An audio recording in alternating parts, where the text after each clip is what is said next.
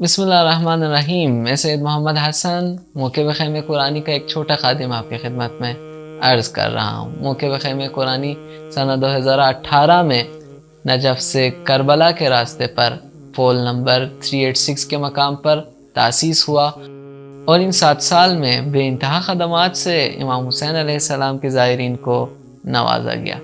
اس خیمہ قرآنی کا اصلی ہدف یہ ہے کہ جب زائرین امام کی زیارت کو نکلتے ہیں ایک بامعرفت زیارت کریں۔ اس کے ساتھ ساتھ زائرین خصوصاً اردو زبان زائرین کی خدمت کرنا ہمارے ایک اصلی اہداف میں سے ہے۔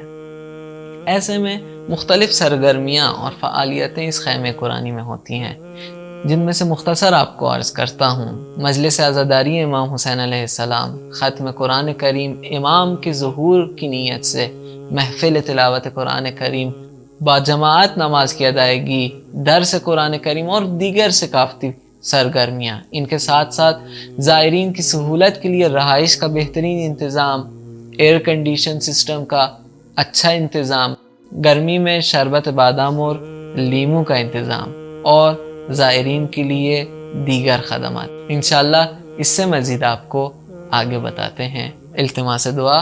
اللہ حافظ۔